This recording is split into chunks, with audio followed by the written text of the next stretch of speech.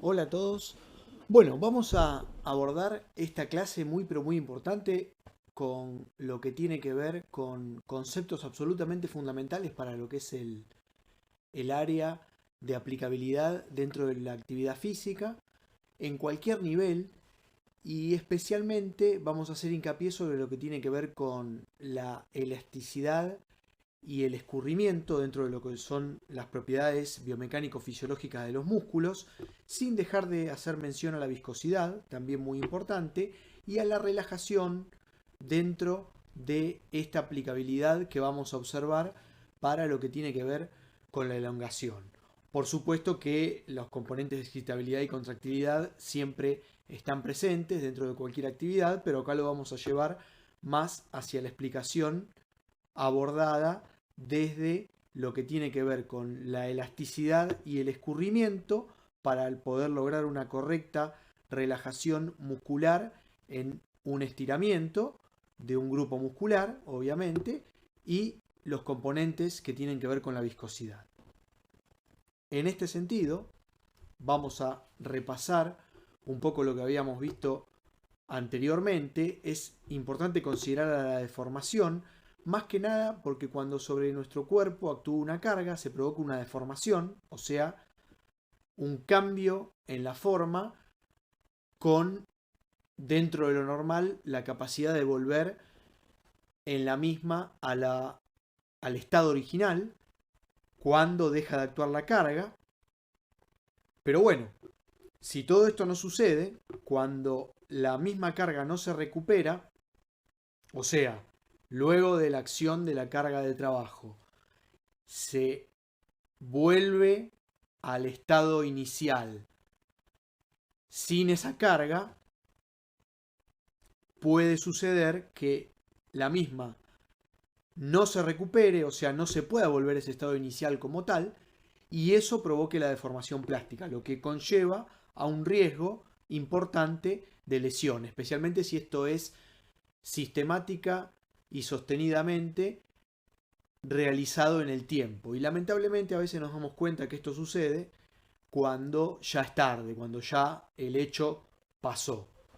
Por supuesto que lo normal dentro de lo que es la deformación es que la misma se recupere por sí misma y a partir de eso aprovechamos lo que tiene que ver con la conceptualización desde lo que es la elasticidad entendida dentro de esa deformación elástica, que es justamente a partir de que cuando deja de actuar la carga, volver a recuperar el estado inicial. Por supuesto que a lo largo del tiempo y cuanto más tiempo de trabajo y de entrenamiento se haga, diferentes van a ser los parámetros de comparación dentro de un punto con respecto a otro en lo que sería un seguimiento longitudinal. Pero bueno, no viene al caso ahora para lo que tiene que ver con la aplicabilidad que le vamos a dar dentro de lo conceptual. Esto a modo de repaso de términos que ya habíamos tratado y justamente ahora me voy a ir acá, a lo que es el modelo mecánico del músculo de modo genérico. Siempre que hablamos de esto tenemos que considerar que nuestra motricidad se va a manejar y desarrollar a partir de acciones que tienen que ver con la puesta en juego de grupos musculares, no de músculos individualmente, por todo lo que tiene que ver con la acción neuromuscular a nivel del sistema nervioso. Pero bueno, hablamos acá en este caso del músculo de modo genérico. Tenemos este modelo, el famoso modelo de Vivian Hill. En este caso, más adelante vamos a ver el modificado, que es el que se usa hoy en día, en donde observamos los componentes elásticos en paralelo y los contráctiles y los componentes elásticos en serie, que básicamente los que están en paralelo, esto es el paralelo, o sea, uno al lado del otro, son justamente las vainas que recubren a ese músculo de modo genérico, el epimicio, el perimicio y el endomicio, de afuera hacia adentro. El endomicio, recordemos que va a recubrir lo que es la miofibrilla, que es la célula muscular, la unidad de estructura y función del músculo.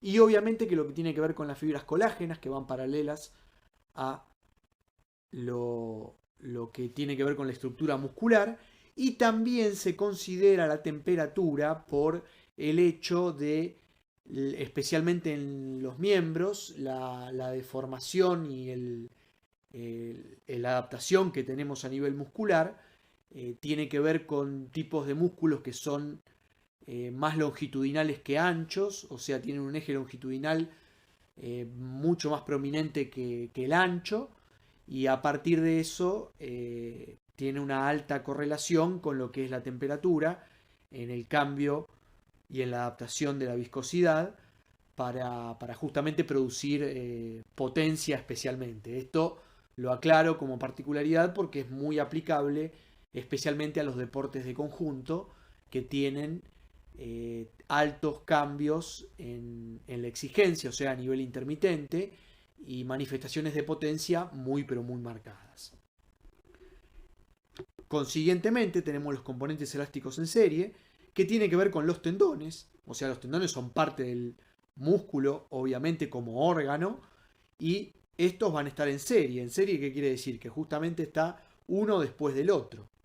¿Está bien? Cuando estamos viendo un tendón, acá y acá, de modo genérico, hablando de modo esquemático en este caso, podemos ver claramente como si fuesen estos vagones de un tren y una locomotora, a donde uno está detrás del otro. Eso es en serie. Además de los tendones, tenemos la elasticidad propia del sarcómero, como componente elástico en serie, otra de las membranas y las aponeurosis, que son las que me recubren varios músculos y que permite que por ellas discurran los vasos y los nervios muchas veces, y también que se pueda hacer una fricción relativa menor y un deslizamiento entre estos grupos musculares dentro de lo que es la acción global. Y obviamente que los puentes cruzados de actina y miosina, como elemento contráctil, van a estar también en serie, claramente. A su vez, este modelo mecánico, con todos sus componentes, ante el sometimiento a una tensión, podemos observar acá como en el tiempo se eleva la curva de tensión, y acá podemos observar cómo se comienza a producir el acortamiento, y llegado a un máximo se puede mantener esa tensión, por encima de lo cual ya quizás estaríamos en una deformación ya desde el punto de vista plástico, y eso conllevaría el riesgo del que antes hablábamos. Por eso es tan importante interactuar y relacionar estos temas. Pero bueno, en un modo ideal, de modo genérico esquemático, podemos obtener un máximo nivel de acortamiento con justamente una estabilidad de la curva de tensión en ese máximo, aunque bueno, después también va a depender de qué tipo de trabajo querramos hacer, con qué objetivos, es decir, y el tipo de entrenamiento que impliquemos para los mismos. Muchas veces los errores están en no conocer bien estos componentes y su aplicación, como justamente en esta charla vamos a ver hacia el final, la aplicación bien concreta, por el hecho de que de este modo se producen errores que van a repercutir en estos inconvenientes que les citaba y les voy a profundizar más adelante. Así que bueno, básicamente en el modelo famoso mecánico que se puede buscar en los libros, en internet, y está muy pero muy desarrollado, este tiene unas modificaciones por obviamente las actualizaciones que se le ha hecho, pero más que nada es para entender en qué tenemos implicado los componentes elásticos en serie y en paralelo, y los componentes que más van a tener que ver con la viscosidad.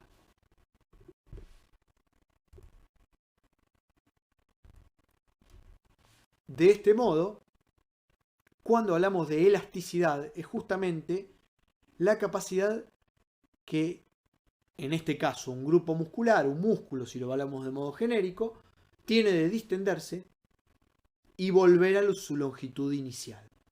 Esto es un concepto muy importante porque después se confunde mucho con otros conceptos que van relacionados, pero por ahí que van más ampliamente relacionados a lo que tiene que ver con la movilidad articular y la flexibilidad en general. Pero para hablar bien en claro y establecer bien estos parámetros, tenemos que entender lo siguiente. Cuando sobre un grupo muscular actúa una carga, y hablando de elasticidad, se va a producir un alargamiento. Y eso va a hacer que aumente la tensión. ¿Qué quiere decir esto? Que se va a producir una distensión de los puntos de origen e inserción de ese grupo muscular o de ese músculo de modo genérico. Esa distensión tiene que ver con una elasticidad, en este caso una capacidad de deformarse distendiéndose. Eso quiere decir cambiar los puntos de inserción alejándolos. Y eso aumenta la tensión. ¿Por qué aumenta la tensión? Porque justamente se va a producir como acción refleja el famoso reflejo miotático, que implica que cuando el grupo muscular se distiende, el mismo responde con una contracción refleja. Y eso hace que obviamente aumente la tensión. Ahí ya es a donde viene el primer error, muchas veces desde lo conceptual, que piensan que cuando estiro genéricamente un grupo muscular, ya lo estoy relajando. Y no, es justamente no conocer estos conceptos biomecánicos fisiológicos absolutamente fundamentales para poder aplicarlos de modo práctico concreto. Y de ahí viene, entre otras cosas, la mala derivación y el mal uso en las acciones que tienen que ver con la elasticidad. Entonces, de este modo, podemos decir lo siguiente, que a mayor carga sobre este grupo muscular, mayor tensión. O sea, acá desde lo básico de la ley de acción y reacción. Y por ende, podríamos decir que a mayor alargamiento, mayor tensión. ¿Qué sucede cuando sobre un grupo muscular actúan cargas? Las mismas pueden ser grandes o pequeñas, después también va a depender de las condiciones de cada uno, pero a grandes rasgos, una carga pequeña,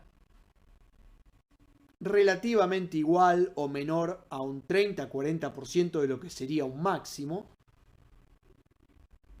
podemos decir que esa elasticidad es lineal, con la famosa ley de Hooke, muy estudiada y aplicada para los resortes, por ejemplo, que va a hacer que esa deformación vuelva a su longitud inicial sin mayor riesgo de excederse en la carga, lo que haría que se pudiese producir una deformación ya a nivel plástico, con la consecuente pérdida de poder volver a la longitud inicial, y lo que generaría una acción residual que podría ser perjudicial en la suma, especialmente en un futuro, o en el mismo momento también si la carga es muy grande, pero acá estamos hablando de cargas relativamente pequeñas. Si la carga es muy grande, ¿qué sucede? Esa elasticidad deja de ser lineal. Por eso tenemos que controlar muy bien las cargas grandes y hacerlas con quienes están preparados para eso. ¿Por qué? Porque ese mayor alargamiento y esa mayor tensión va a generar una elasticidad no lineal, lo que va a hacer que se modifique ese tono muscular y esa capacidad de distensión va a estar condicionada justamente por esa carga, y además esto nos implica tener en cuenta que va a haber componentes que no vamos a poder controlar directamente si estamos haciendo y utilizando cargas grandes en lo que tiene que ver a grados de distensión. Por eso es que toda actividad tiene que ser, en este caso, y en la gran mayoría de los casos, de modo sistemático y progresivo, en orden de carga, como decíamos anteriormente en otras clases, en donde hablábamos de lo importante de establecer y controlar bien las cargas y las técnicas de lo que tiene que ver con las actividades físicas que vayamos a desarrollar, y también para quién y con quién las estamos realizando. y en qué nivel. Entonces, muy importante tener esto en cuenta para lo que es la elasticidad. Conclusión, ojo con las cargas grandes, porque puede hacer el típico elongá que te duela, y si te duele mucho, mejor. No, si está doliendo mucho, el dolor es una protección. No quiere decir que no tenga que doler. Un poco, obviamente que va a doler más allá del umbral de dolor y el componente psicológico de tolerancia al dolor. Pero si está doliendo mucho y ya comienza a producirse una reacción que tiene que ver con un temblequeo del grupo muscular, estamos en ese máximo nivel de estrés, más allá de lo cual se rompe, además de que no estamos obviamente que elongando nada. Por eso hay que tener mucho, pero mucho cuidado en este sentido. Y obviamente cuando el grupo muscular se encuentra libre, no actúan cargas externas, digamos, o que tengan que ver con el propio organismo, pero se mantiene un tono de reposo. No es que no haya tensión, sino que hay la tensión mínima que tiene que ver con el tono de reposo, en las condiciones del organismo que decíamos antes, de al someterlo a una carga, aumentar su longitud y mayor tensión con respecto a este tono de reposo que estábamos hablando. Por supuesto que también el entrenamiento y la actividad física hace que el nivel de tono de reposo se vaya adaptando a lo que vamos haciendo y a la cotidianidad de la persona.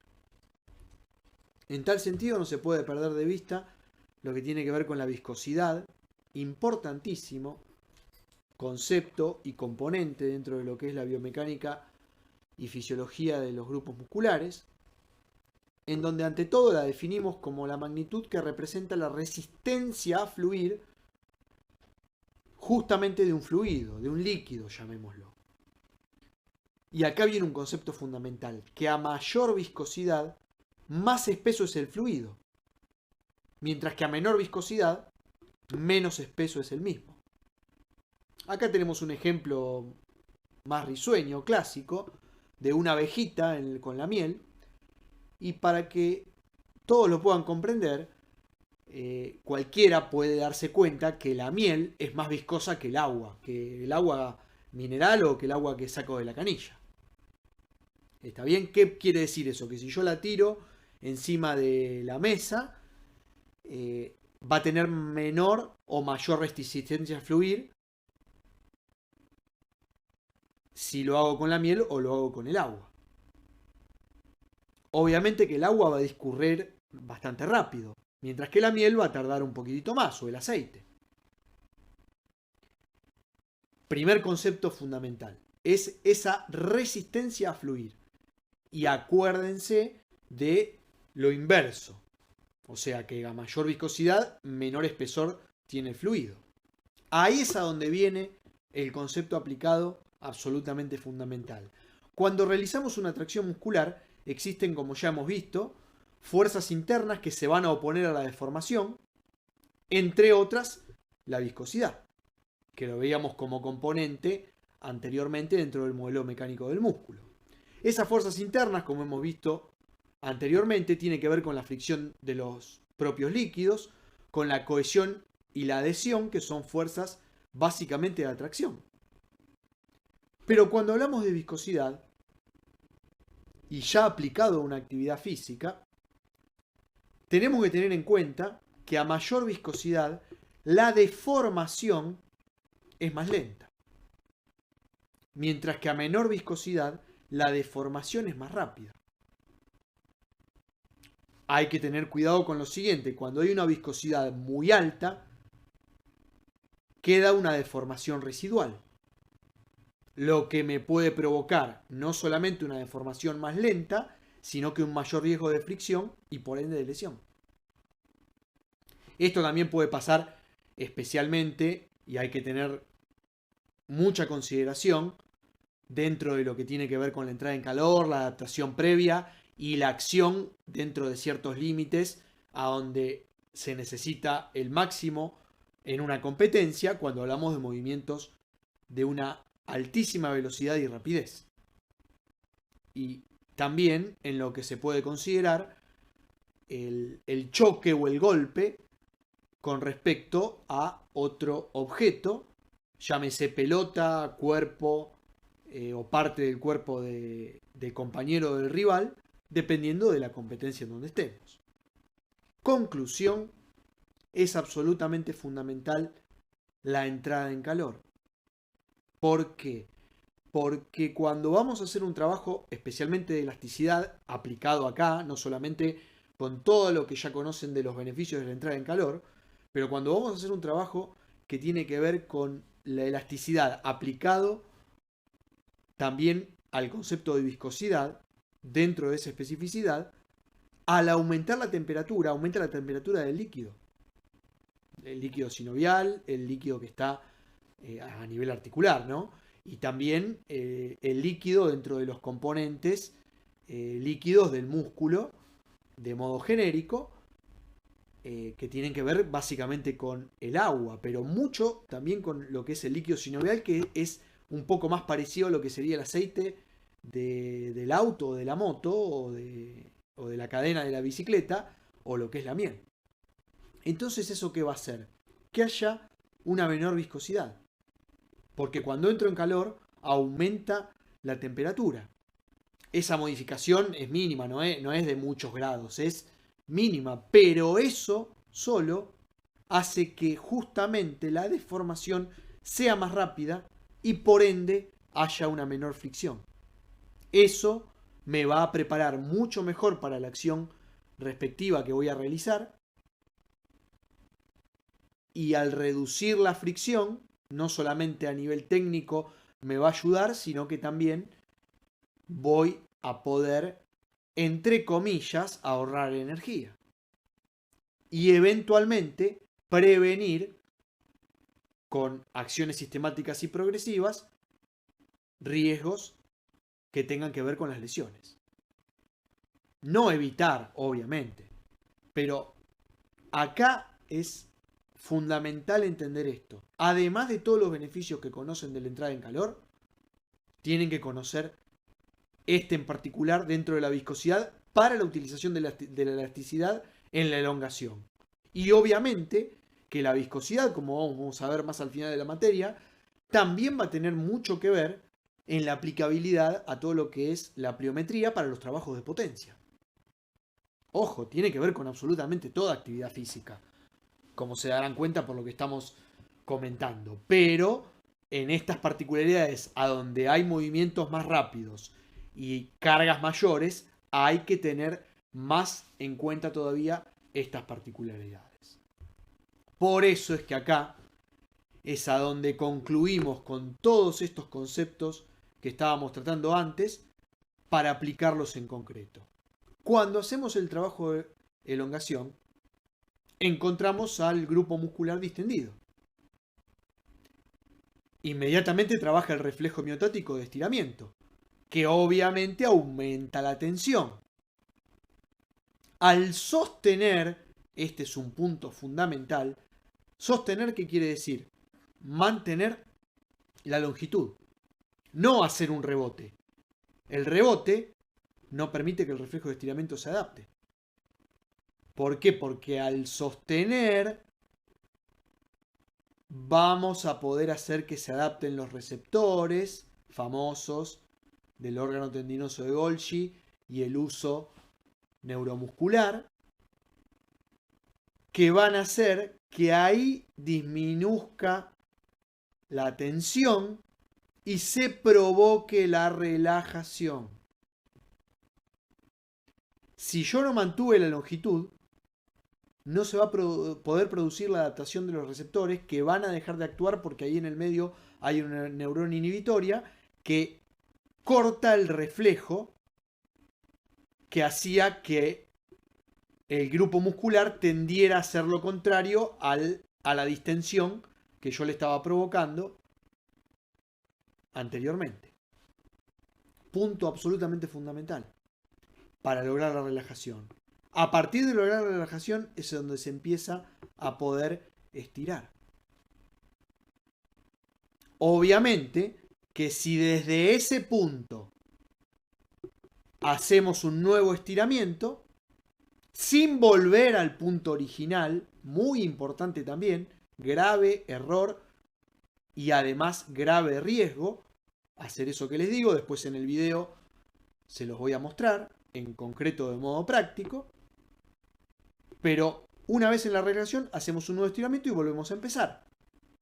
Ya habiendo sobrevenido una relajación. Volvemos a empezar no volviendo al estado original, sino que desde ahí vuelve a aumentar la tensión.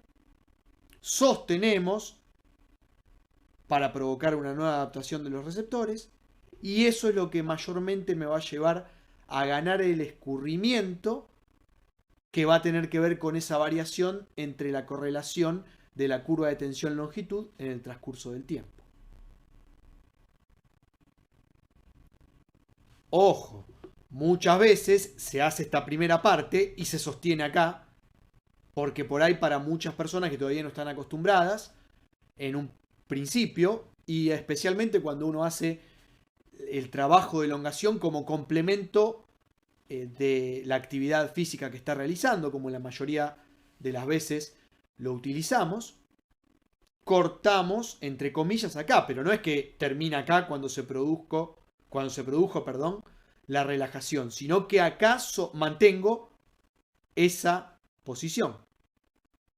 Si eventualmente quiero aumentar más todavía la curva de tensión-longitud y lograr un mayor escurrimiento, puedo hacer ese nuevo estiramiento, pero reitero, sin volver al punto original. Grave error, como les digo, y también riesgoso. Por eso es que la elongación básicamente tiene que ser lenta, sostenida y progresiva. Lenta para provocar la distensión y deformación y la acción del reflejo de estiramiento, sin que ello implique un riesgo de deformación plástica. Sostenida para lograr que los receptores se puedan adaptar y que a través de los mismos, de la adaptación de los mismos, sobrevenga la relajación por la disminución de la tensión. Y progresiva si quiero lograr mayor nivel de escurrimiento, aunque como les digo, en un principio podemos llegar hasta la relajación y mantener esa posición que lograría un escurrimiento sin necesidad de hacer un nuevo estiramiento. Esto es absolutamente clave para cualquier persona que realice trabajos que tengan que ver con la actividad física a todo nivel. En el video siguiente, especialmente preparado para ustedes con una jugadora mía, les voy a mostrar los niveles de acción de toda esta secuencia y los errores más comunes que hacen muchos y que por ende nunca logran realizar una adecuada elongación, con el riesgo que eso conlleva, además de no lograr los objetivos propuestos cuando los ponen en juego como tal. ¿Qué quiere decir esto? A nivel general, toda esta secuencia, o como mínimo cualquier trabajo de elongación que se precie de tal, debería durar entre 25 y 30 segundos, como mínimo. ¿Cuánto tiempo sostengo para adaptarlo a los receptores? Aproximadamente entre 7 y 10 segundos. Coinciden la mayor parte de los investigadores a lo largo de los años para que esto se ponga en acción como tal. Pero reitero que es muy pero muy importante que cuando se llegó a la relajación no se vuelva al estado original y se vuelva a salir, porque ahí no solo que conllevamos el alto riesgo de lesión, sino que volvemos a hacer que actúe con todo el reflejo de estiramiento, mucho más que acá si vamos progresivamente con respecto al punto donde sostuvimos antes, lo que conllevaría un volver a empezar que hace que no podamos llegar a los objetivos propuestos. Consecuentemente, el video prometido con una jugadora mía para que puedan ver esto aplicado de modo práctico en concreto y los errores obviamente más comunes. Hola a todos, vamos a hacer acá un ejercicio con una de mis jugadoras, Mariela, que le agradecemos. Fíjense, para por ejemplo elongar toda la parte posterior de isquio, parte de gemelos, parte de la zona glútea, espalda baja y demás, lo que está haciendo justamente es, desde la posición inicial, como han visto, ir hacia adelante, quedarse en la posición y aguantar unos segundos, al menos 7-8 segundos, y de ahí eventualmente podemos ir hacia adelante, dale Mari, y seguir en esa posición sosteniendo hasta el final. Todo el ciclo como mínimo debe durar 30 segundos y por eso es que explicamos de la elongación lenta, sostenida y progresiva. Lenta justamente para evitar cualquier sacudón a nivel muscular. Sostenida para que los receptores se puedan adaptar y de ese modo se provoque la relajación. Y progresiva para mejorar la curva de elasticidad y lograr el escurrimiento. Un error grave, aflojamos Mari, un error grave para pensar que se elonga es justamente esto que nos está mostrando, hacer un rebote. Al hacer el rebote, los receptores, el uso muscular y el órgano tendinoso de Golgi nunca se llegan a adaptar y de ese modo no estamos elongando. Puede llegar a servir ese ejercicio para algún ejercicio calisténico dentro de una parte específica de una entrada en calor, pero no para elongar. Todo el ciclo de la elongación lenta, sostenida y progresiva dura al menos 30 segundos, de ahí para arriba. Gracias. Un error muy común es realizar la primer parte del ciclo correctamente hasta que sobrevenga la relajación, luego la adaptación de los receptores, y cuando vamos a hacer la progresión, volver atrás y volver a salir más fuerte. Ese es un grave error que pone en riesgo la integridad física del ejecutante o la ejecutante, como en este caso, y eventualmente, si no queremos o no podemos hacer la progresión por un tema de que es una persona que recién está comenzando con la actividad física general, conviene quedarse en la posición como está haciendo Paula en este momento, sin hacer la progresión. Gracias.